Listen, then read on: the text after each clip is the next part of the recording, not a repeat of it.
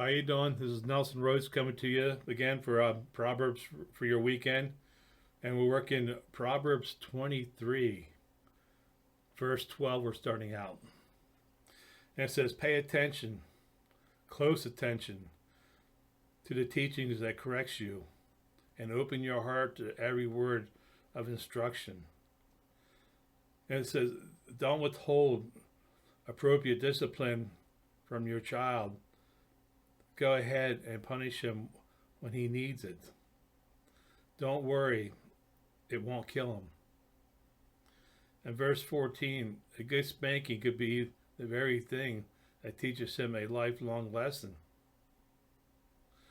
And verse 15 says, "My beloved child, when your heart is full of wisdom, my heart is full of gladness." And this is verse 16, "And when you speak anointed words, when we are speaking mouth to mouth." But this is verse 17, "Don't allow the actions of evil men to cause you to burn with anger. Instead, burn with unrelentingly passion as you worship God in holy awe." And this is verse 18, it says that your future is bright and filled with a loving hope that you will never fade away. Now, these are good words. And these are the things the Lord is saying today. And that's the thing, pay close attention to the teachings that corrects you. And I tell you, I could tell you things when I came back into the church. Yeah, the Lord sent people. And you're going to find correction came. Because even though I was a baby Christian coming in, but the Lord was correcting me right there and then. And this is where I had to learn to get into the line of where I lived for all those years, where you're speaking rebellion, and rebellion. I talked about this before, about running from the church as a very young child. Numerous times through the years what took place, but I tell you, he's even back in 1975, I was 13 years old. I went into the church and gave myself to the Lord. But it did not last long. I left the church. Then it wasn't until years later in high school, I was a sophomore back in 1980. No, I was a junior. And the preacher's son was up in front of me in class. We started talking and finding out, he's a cool dude. I'll hang out with him. Well, I ended up going back to church. And again, I was only there for such a short time. I ran once more. It's not good to run from the Lord. I mean, he puts people in your way to get you back in.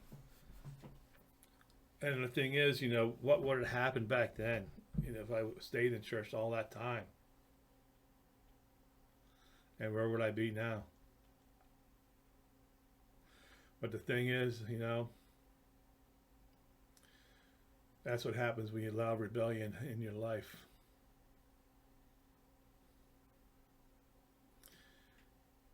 And the Lord, I was 30 years old. I was passed out on my parents' on the couch, and the Lord Himself came after me. He woke me up, and He stood there in front of me. I called it his shepherd's robe. You can see Him in all His glory standing there. But you can see where His gown only went down to his knees, but I saw His sandals.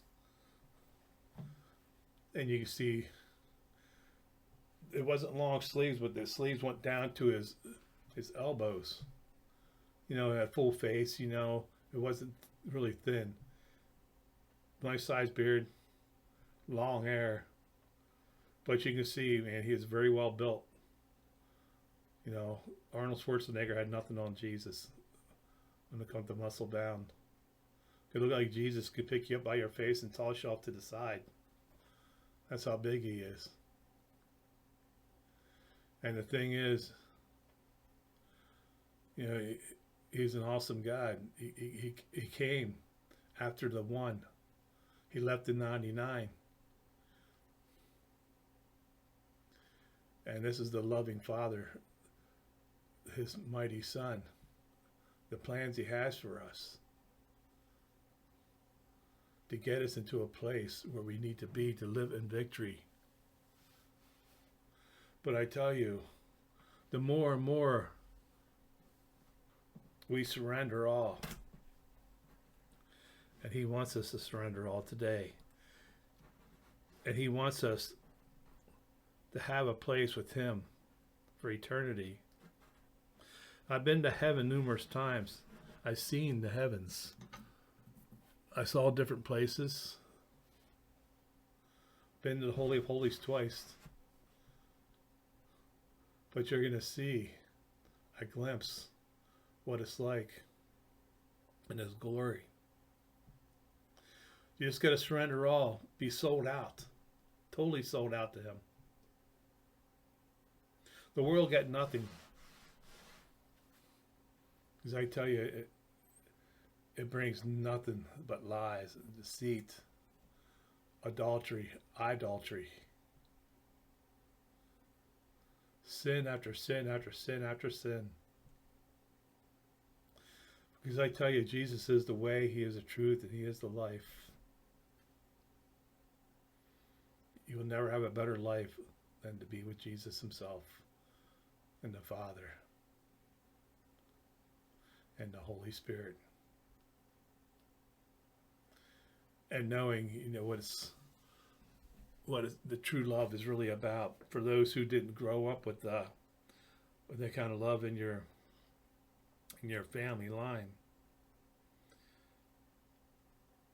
And they said back then they called it discipline, but to beat you around, you know, like they did. But back then your neighbors were allowed to correct you as well. Then sent you home. Then you got it again. But you're going to soon see a glimpse of the heavenlies, what it's like.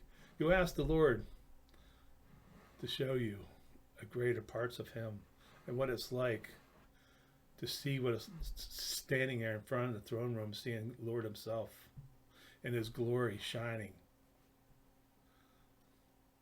But you're going to see colors that you've never seen before. And you're going to see landscaping that, like, it's amazing. Animals. I saw animals. I mean, I saw different, you know, horses. I saw some bears. Because Lord knows I love these things. But also seen some close friends of mine as well. Seeing where my father lived.